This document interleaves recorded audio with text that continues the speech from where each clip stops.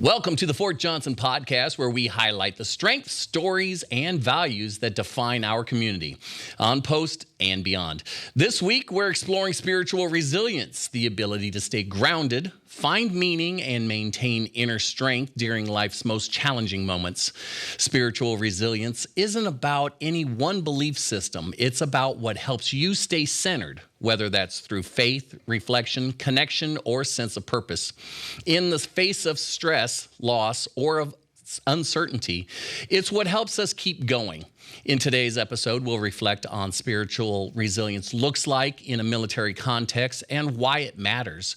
You'll hear real stories, practical insights, and tools that support personal strength and well-being in mind, body, and spirit. Let's begin.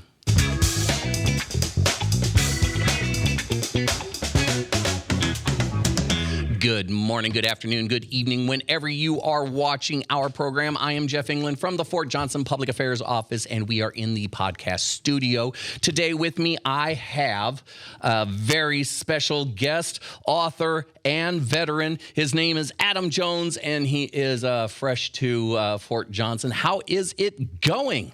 What's up, Jeff? Yeah, it's going really well. That's great, man. It's great to have you in. I know that you're really busy, and you've got all kinds of things and tours and people to talk to and books to show off and stuff. You are a veteran. I did get to take a look at your book, and I hope you're going to tell us all about it today. But welcome to the program, and I'm glad you're here. I'm glad to be here, and it has been a very busy beginning of the week. It's just going to keep coming. We're reaching the battalions, special operations groups. So it's been amazing. We have some public events coming up too, so they filled it up. You're all about, this week it's spiritual resilience. I'm sure you're more than just one trick pony kind of guy, but your main thing for this week is spiritual resilience. What got you into this kind of line of work after? I mean, first, let's learn about yourself, your history, your background. You're a veteran. You look like some kind of pilot. I would have to say he flies helicopters or something. I don't know. But so why don't you give us a little background on where you came from, what you're doing here? Yeah, and I look forward to answering the other question too. But I never planned on going this route and do this type of work. My entire life, I think I was like 5, 6 years old. I saw Black Hawk Down, and I was like, I want to do that. My mom said, "You want to do that?" And I said, "Yeah." Of all the movies to watch, you could have done Firehawks or something, man. Yeah, I know. But, man, there's just something about that movie. And she was like, "They just got shot down, Adam. Why do you want to do that?" And I think at an early age I said, "Well, you don't know that's going to happen, Mom." And I grew up, and I just kept pursuing that path. And I made all my decisions based on that one dream. Okay, and I think that's really key to understand a little bit of the work I do too. Is this hyper focus on getting the one thing that you want, thinking it's going to solve everything, right? So, anyways, if I kind of fast forward, I ended up joining the Civil Air Patrol at 12 years old. So if you're familiar with, okay, awesome. So United States Actually, we actually had them on the show looking for adult leaders or senior leaders, I think they called them senior leaders, and we have the Civil Air Patrol here in Leesville, and they were looking for members and leaders to help out because it's getting really popular. Yeah, well, I'll say it was super formative for me. There's a concept I talk about in my book, Weapons of Mass Deception, and I call it the kill chain. We can talk about that in a little bit, but one of the first steps of forming a belief system I call a field of formation, right? It's something that forms you and shapes you. It could be your parents, it could be sports, it could be Civil Air Patrol, it could be the military, it could be your faith, right? These things form you, and they start to create certain values and certain belief systems that begin to guide you. And you're looking at things to either confirm, and sometimes they can conflict with it. So we can go down that road a little bit, but back to the Civil Air Patrol road, that formed me big time. At 12 years old, I started that life. 13 years old, started flying planes. Well, actually 12, I started flying planes. 13, started flying a more. At 16, I soloed. Okay, so all about being a Black Hawk pilot in the Army. That's all I'm trying to do. So I really streamlined my life at that point. I just kept doing search and rescue with Civil Air Patrol, and I grew into being a Billy Mitchell Award, which is like the lieutenant, right? So it's kind of a high level. And then I went into Earhart Award, which is a captain in Civil Air Patrol. So at that point, you're part of a very tiny percentage. And I just kept being a high achiever, high performer, because that's kind of what I thought would get me, I guess, satisfaction. So anyways, I did that, martial arts and lacrosse. That's my upbringing. And then eventually, it's my time to join the Army. And I was either going to go to West Point or ROTC. I went to West Point. Everyone was really grumpy. I went to Penn State ROTC. Everyone was super happy, and they were like, dude, you got to come here. And the West Pointers were like, don't come here. And I'm telling you, that also influenced my decision. And I'm thinking, okay, I'll go to Penn State. So I ended up going to Penn State ROTC, full scholarship, active duty, Army. And within a year, a recruiter reached me. We all know how this story ends up going, right? So a National Guard recruiter reaches me through a friend. He's like, hey, you want to be a Black Hawk pilot. So if you want to be a Black Hawk pilot, how about you join the National Guard? Because if you join the Guard, you get to start your time in the service right now, and you can secure your slot. We can find you an aviation battalion. I'm thinking, oh my gosh, like that's worth it to me, right? And I said, well, you're not going to fly as much. He said, it's the same active duty minimums. That stuff doesn't change. Yeah, you might have a civilian job sometimes, or maybe you can find an active Guard job. So anyways, long story short, I ended up commissioning as a MP, as a military police officer. Yes, isn't that fun? That's what happens when you go in open. Yes. Oh my gosh. I was like, sorry to all my MPs out there, because, I ended up becoming one, but I was like, my life is over. Because I'm thinking, that is not what little Adam wanted. That is not why I made all these decisions. That's not why I was the first person in my family to go to college and why I became an officer in the Army. I only did those things because I knew Army aviation was what I wanted, and that's what was required. And I say that to anyone watching, right? I know you and I are hanging out, but there's people watching this, and it's like sometimes we get so addicted to that thing thinking it's going to fill us and it's going to give us everything we want, and then maybe you don't get it, or maybe you do get it, because the end of the story is eventually I do become a Black Hawk pilot, because one thing that is nice about the Guard is you can have those conversations again, and you can say, hey, I really want to be an aviator. Like, how do I get into aviation still? And they said, well, we got some slots opened up in the DC Guard. You can give it a shot, put your name in, your interview's in 4 days. I'm like, wow, okay, I got to get a whole flight packet together. Yeah, well, the good news is I already did my SIFT test, so that, the aptitude test, I already did that. I already got LASIK, so I had that stuff done because that was my path. So I ended up going to the flight board, I get selected, and then I get put, because I'm a first lieutenant at this point, I get put on the bottom of the list out of the group of 4 people who they chose. Because they said, these people are coming straight out of college. We're going to send them right away. Eventually, we'll get to the first lieutenant. I'm like, what? It's like, wait a minute. I was just in college, and you didn't do that for me. Yeah. So I'm sure there's gaps in my story, but here's the crazy part. So all of a sudden, I said, hey, if a short notice pops up, give me a call. Like, I want this. And I just got married. And guess what happens? The short notice pops up, and the other 3 are still in college. So they're not officers yet. They cannot go to flight school yet. So I get a phone call all of a sudden from the colonel out there, and he says, hey, you said you take a shortfall. I said, yeah, absolutely. He said, you leave tomorrow for Alabama. I'm like, wow, are you kidding me? So there I go, Fort Novosel, Fort Rucker, right, Alabama, and off we go, and begin to kind of go through that path of becoming a Black Hawk pilot. Nice. It's nice to be flexible. It helps a lot. Yeah, I would say sharing that with my wife was hilarious too, because we just got married. I was a Guard guy. I was working full time for Booz Allen Hamilton, working with the Undersecretary of Defense and stuff. So I had a really good job, and all of a sudden it was like, time to go, Army life, we're on. And then I ended up being active for 7 years in the Guard. So I ended up going the active route with the Guard, and that was awesome too. But, your wife goes from thinking, wait, we were living in Washington, D.C. and, going all these places. Now we're going to Alabama. But I'll tell you what, it was such a blessing. And I really enjoyed that I got to live out that dream. But there were definitely some things I learned the hard way too about that's why I do what I do now, is I want to share some of these lessons of like, man, how can you be present in the moments that you're given, right? For me, I'm a man of faith. So if God gives you a moment in life, like, why are we always so far ahead of it to where we're not present with it? And we're thinking, well, what's next? What's next? What's next? What's the next rank? And we're missing the day we've been given. And that's actually how I lived my life for quite a long time, even as a pilot. So I'm living my dream, thinking, no, there's more. Yeah, that's one of those the corny sayings that I use every once in a while is, today is a present or is a gift. That's why they call it the present. It's like, yeah, it's real. That's real. And I think one thing I was doing, right, is I was finding my identity in my performance. So if I performed really well, I felt great about myself. If I underperformed as a pilot or I ended up becoming a company commander for aircraft maintenance, if I underperform, beat myself up. Same thing as an entrepreneur, same thing as a husband. And I started to see that my confidence would just ebb and flow based on, I guess, how well I did. And what I didn't really realize is I needed to make a shift. And I had to say, man, this is who I am regardless of how well I perform. Some days it's going to be great. Some days it's going to be off. It's all good. I know who I am. I know what I bring to the table. I also know this is hard. This is challenging work. And I don't know if you probably noticed this in the book, but I call that the drift, right?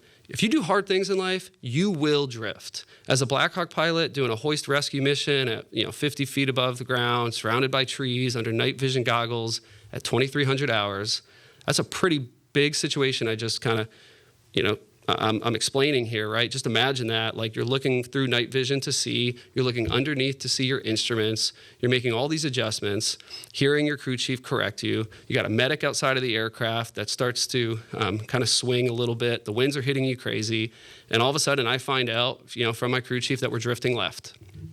And I think everyone would hope that a pilot, if told your aircraft is drifting, would say, oh, got it, right, Roger. I didn't, I stayed quiet. And this is a pretty high risk moment. So I stayed completely silent. And one thing you learn in flight school right away is if someone calls something out, you must acknowledge it, because there's no way anyone knows that you heard. Yeah, that's like talking. The head nod. It's like talking to your kid. It's like, did you hear me? Yeah, yeah, 100%. And it's like that whole head nod thing. It's like, yeah, I got you. Yeah, they I can't don't know. see You just head nod, man. I'm looking outside this aircraft, right? So, anyways, what ended up happening, and I think this is really formative to our conversation, is I didn't respond. I got in my own head. The aircraft got ahead of me. The winds were hitting us really hard, and I was really tense on the controls. And I don't know if anyone knows what happens when you fly tense, but it's not fun for anyone on board. Yeah, you're just like everything's jerky and big movements. And what ends up happening for us is all of a sudden I hear my crew chief say, "Sir, you're drifting left." And he really emphasizes it. And that's called the 2 challenge rule, which means if you don't acknowledge this one, that other pilot is flying. So I say, "Oh, Roger, got it. Sorry, guys, I'm getting hit really hard with the winds." And I go through this whole storyline. And they're like, basically they're like, "Shut up," right? But they're like, "No one cares, just fix it." So I start pushing the aircraft to the right, but I'm tense. And I push real hard to the right. Well, what was underneath me? Something really heavy. Yes, a human being. And that human being, how do you think he would react if I all of a sudden jerk to the right really hard? I'm thinking he's going to be on a swing now. 100%. So all of a sudden, and at this time I was a first lieutenant, platoon leader, this medic starts swinging back and forth, and I hear it, and they're like, the medic is swinging now. Oh, and we got an oscillation in the cables, which means now you got this spinning motion too. So you got swaying and spinning at 11 o'clock at night. Well, we're all under NVGs, and I can't see it. All I can see is my view, and my view looked like we weren't drifting, which is why I didn't notice it, right? And this is really key. Sometimes we don't know we're drifting. Actually, I think a lot of times we're not the first person to see it. Someone else, like our spouse or our kids or a battle buddy or some team leader in your life, regardless if you're military or not, like they can see something's off. And so often we stay quiet. My crew chief said, "You're drifting left," said it again. And at that point, my job is to acknowledge it. But what did I do? Give a big, long story and excuse to justify it. So what ends up happening in that moment is they say, "All right, we got to get the medic back up now." So I start pushing the aircraft to the right. We pull the medic back up. Now he's swinging even faster, trying to get up that thing. We throw him in, close the cabin doors, and then bring the aircraft up to 200 feet. And at this point, I learned one of the most valuable lessons of my life, which was, "Sir, no one cared that you were drifting. What we care is that you just gave this big, long excuse, and when you were given the opportunity to acknowledge it, you just stayed quiet. How do we know that something was, like, that you knew what you were doing and that you were alert if that's how you handled that?" And isn't that so relevant to our life that we can drift. We all drift in life. And I started to drift as a company commander. I started to drift as a husband and as a father. And I began to move away from who I said I was going to be. The thing that's really important about drift is you have to say, this is what I want.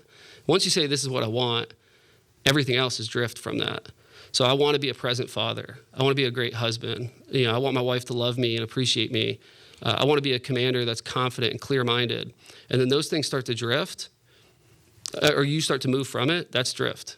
And all we got to do, it's so simple. It's so freeing. You don't have to have any guilt or shame. You just go, I'm drifting. And then you start to work with your team to make those adjustments. Yeah, it's like, just get it done. Stop talking, just get it done. So you've got this book. Why don't you tell me about this book that you've written? It's available on, I'm sure it's available at all bookstores. We've got a couple bookstores left around. I believe there's a Books A Million out in the, and we got Amazon and Google and all that stuff. But you brought a book. I got to take a look at it, and it was very cool. Why don't you give us the back cover synopsis thing about it? Show us and he brought it with us so we can actually see it. So you got the book and the workbook, right? Oh, it's like a what is the Cliff Notes version? Well, the workbook is so that my fellow introverts. Well, I guess I'm not an introvert anymore. I would blow someone's mind if I told them I'm an introvert. Sometimes this stuff does exhaust me. They can kind of go through their own practices about this, but also I think the thing that's nice is groups can start to work through it together. I was really intentional when I built this because, first of all, I did not want to write a book at all. I didn't want to be an author. That did not matter to me. I felt one day, for me it was in prayer, that I was supposed to write what I went through. And we didn't even talk about what I went through, but my goodness, was it deep anger, depression, total loss of identity after getting out of the military, but also while I was in, I was struggling. And if you don't believe me about that, I actually had two people when this book came out said, Adam, when I used to serve with you, I knew something was wrong, but I said nothing. I said nothing. Why did I say nothing? They said, because, and these are people I love, right? Like they're great people. They said, I was going through my own thing and I didn't have time to slow down and ask you how you were doing. How important is that for all of us? That's, yeah. That is key. So you're telling me probably 5 years before I hit my breaking point, there were warning signs that I couldn't see because I couldn't see my own drift. I'm seeing life through my own eyes, through my own mind. I'm thinking this is just how it is. You just live life tired. You live life exhausted. You give everything to everyone else, and you give your leftovers to the people closest to you. That is normal. That when you give everything to a mission, you come home depleted, and you don't really know how to connect with your wife or daughter. Like, I thought that was the norm. Yeah, then, according to your book, Weapons of Mass Deception, what are you supposed to do if you can't see it yourself, and somebody else tells you, but you're in your own head already, so you don't really hear it, you don't do anything about it. What are you supposed to do to snap yourself out of it and just make the correction? This literally just came up in one of the battalions we talked to this week, where someone was mentioning how, well, this person's all over them, that their first sergeant's always correcting them, that kind of thing. And we're thinking, that's good, because your first sergeant cares. If your first sergeant didn't care, then he wouldn't be speaking up. And we have to recognize that we all have to have the courage to call out the drift. Like, we have a responsibility as brothers and sisters in arms, right? As service members, as this dysfunctional family sometimes that we can be, that we need to say, I see drift. And honestly, this is not just a military message. This is for high performers. High performers put the weight of the world on them, and they're going to drift. And they want to hide that they're drifting. And sometimes they hide it long enough to where they say, I don't really feel like I should be alive anymore, right? Because I just can't bear the weight anymore. Like, we see that a lot with high performers, unfortunately. So what people need to do is, it's just really simple here. If you see the drift, you need to announce it. And the drift isn't always seen through a smile or lack thereof. I knew how to smile and make you think I was fine when I got out of the military. You didn't know that I didn't want to live. You had no clue. You want to know how I got there, everyone? It's because I got everything I wanted and I was empty. How does that make any sense? If you go for everything you want and you wind up empty, you think there's nothing left. When I think of the celebrities, like I talk about Avicii, I don't know who Avicii is, dubstep. I don't know what dubstep is, but it's awesome music. So anyways. I've tried my hardest to forget what dubstep is. Yes, that's awesome. So you got Avicii and Matthew Perry and Chester from Linkin Park and Kate Spade. And I use these people as examples when I do my talks. And I say, these are all celebrities who had everything, and yet they chose to take their lives, right? And I don't just work on suicide prevention. I work on stress management and leadership development of how we can be better with building our teams. But anyways, they all got everything they wanted, if you ask me. I'm sure at that point of fame, they were good. I'm pretty sure Kurt Cobain also had everything he wanted, or got everything. Correct. Yeah. I was gonna say something bad about somebody else, but I'm not gonna say it. It's my filter. It's actually working today. Can you believe it? Look at that. Yeah, I know you warned me. So here's the point, right? They were drifting. I wonder if anyone announced it. And then once, this is key, if someone announces your drift, what's the next step, everyone? Help. Or Acknowledge. do something. Acknowledge. Announce, acknowledge. Announce, acknowledge. It's not announce, explain, excuses, ignore. And that's what I was doing. And I did it to my own wife. And I'm like, I just came home late today, or I was just this, or this was hard, or whatever it is, or I got a lot on my plate. She was like, Adam, just be honest with me and tell me that you're not present. And that was our conversations: is you're not present, you're not here, and I don't know where you are, but it's not here. And those type of conversations happened in the military, but they became I don't know what word I'm trying to say. They became worse when I got out because it gave time for me to see all the fractures in my relationships. So hopefully that answers your question. We have to have, I call it compassionate candor. We have to have candor to say what's needed in that moment, but we should do it from a sense of compassion. My crew chief, he wasn't trying to make me feel ashamed for anything, even afterwards. He was just saying, look, you were drifting. And you don't want to drift. And I'm telling you, because I was part of that, I had a vested interest in that mission. But one day someone might not be on the aircraft with you, but they're still telling you because they care about you. And we got to recognize, that is one of the hardest things for a leader to do, is to slow down and say, I'm seeing something off. And I'm not gonna limit you to that performance or anything. I'm just gonna start to work with you on this. Yeah, that's kind of hitting home. It's like, yeah, the drift. I know what you mean by the drift. I know, actually, I can relate to you're not present, because I can be someplace and still not be there. I'm just there physically. But I'm in my own head most of the time, and it's a crowded place in there. The book goes through all of this, and the workbook even has more on how you can get out of your own head and listen, just snap out of it.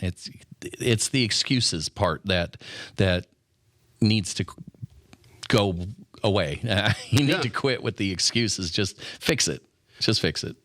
So think about, in our culture, if we talk about the military for a moment, if you do something that is wrong or off or anything like that, right, you have to have a reason for it. So we've been trained to know our reason why something was delayed.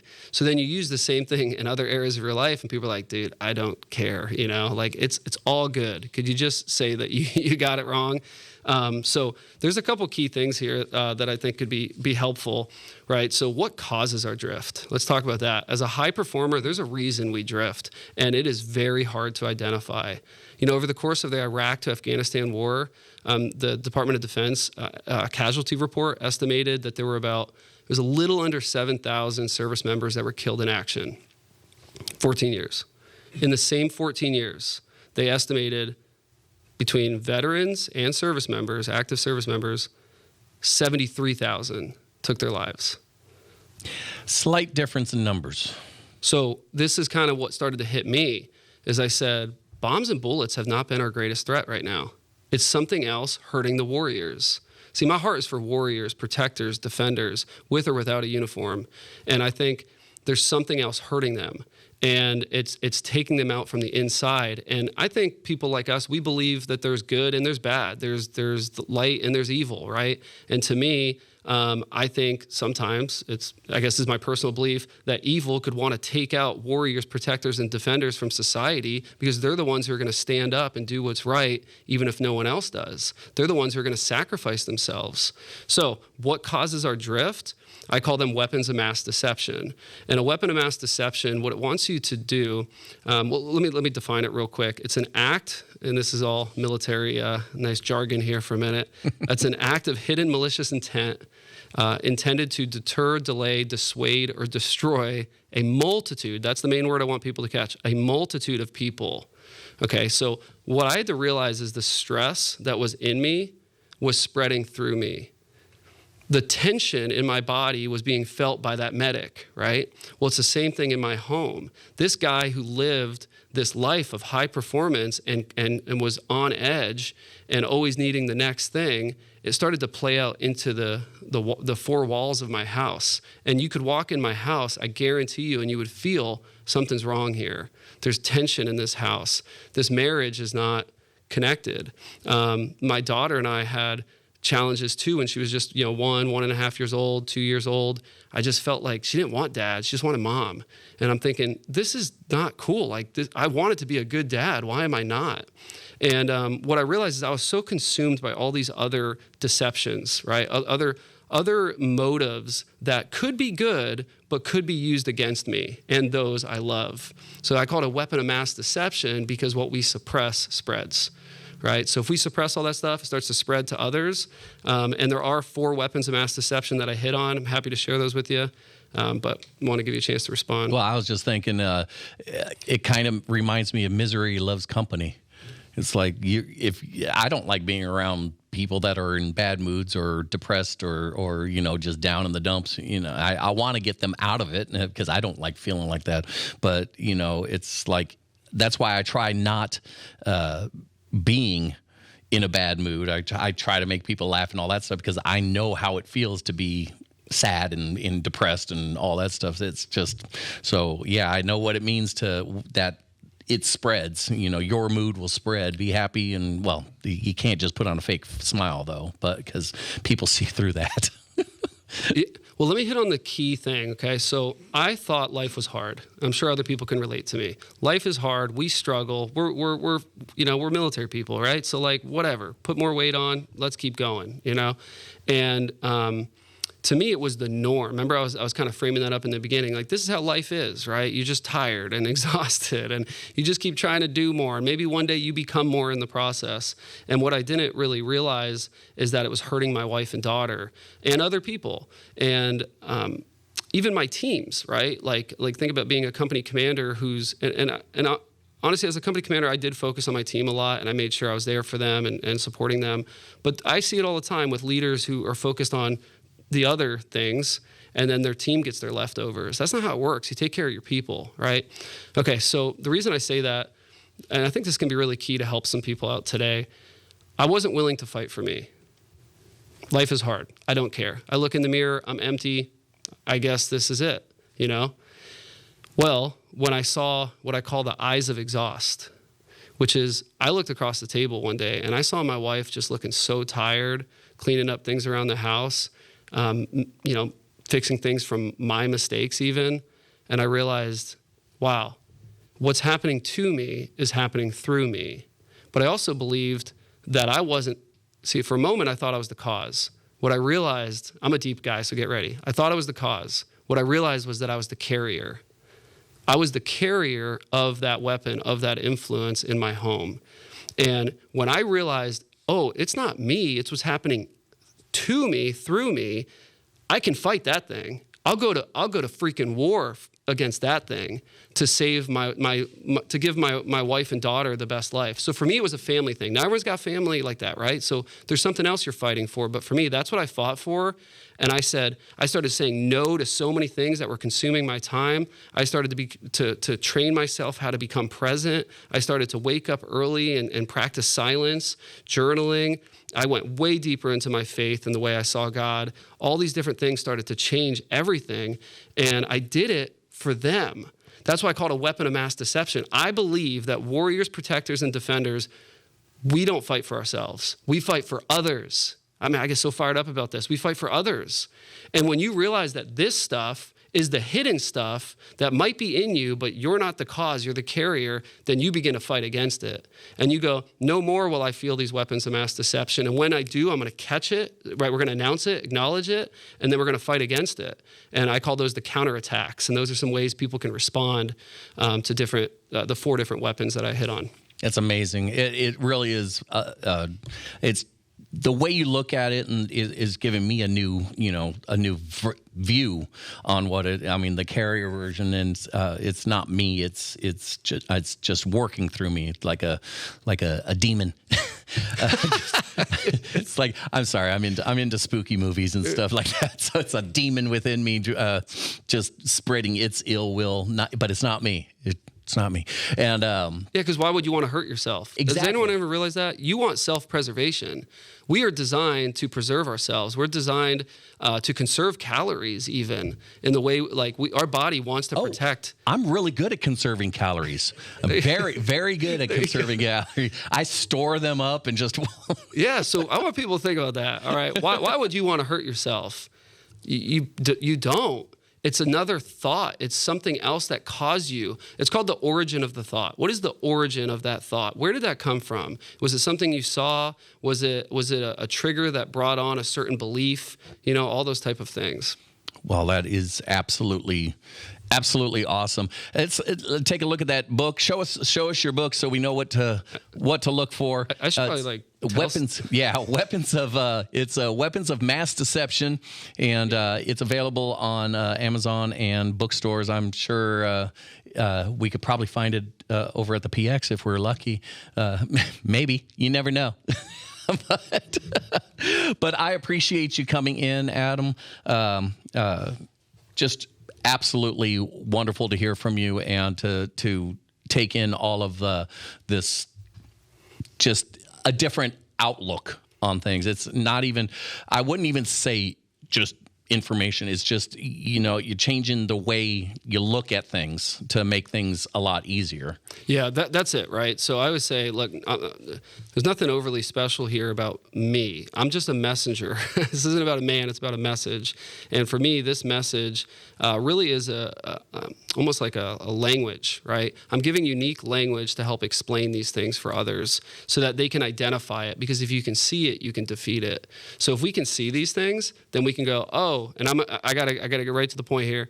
The pressure of performance is causing me to feel frustrated, anxious, stressed, tense, exhausted, and run down, or one of those. And because of that, I know the symptom of being always frustrated with my family or my team or at work is actually from this root cause called the pressure of performance. Now I can counter it. And the way I could counter it is I could look at these counterattacks and I could start to establish rhythms for recovery. I could start practicing silence. I could start to transition my mind when I walk into a room to figure out who I need to be in that moment. So that's kind of my goal here, is just to provide language so people can begin to have these discussions with themselves and with others. That's amazing. Adam Jones, I appreciate it. Author, veteran. The book is Weapons of Mass Deception. Appreciate you coming in, and I appreciate maybe next time you're in town, we can get you back on here. Would love that, Jeff. Thanks, man. All right. It's been awesome. Anyways, I'm Jeff England. That concludes this episode of the Fort Johnson Podcast. We hope our look into spiritual resilience gave you something to reflect on, something to carry forward in your own journey, both in uniform and in life. If you found today's content meaningful, take a moment to like the video, subscribe to the channel, and click that notification bell so you never miss an episode. And we want to hear from you. Leave a comment below to let us know what you thought, or share who you'd like to see highlighted in a future episode. Your feedback helps shape the podcast and stories we tell. Thanks for watching. Stay strong, stay ready, and stay connected to your Fort Johnson community. I'm Jeff England from the Fort Johnson Public Affairs Office, and we'll be watching and seeing at you later.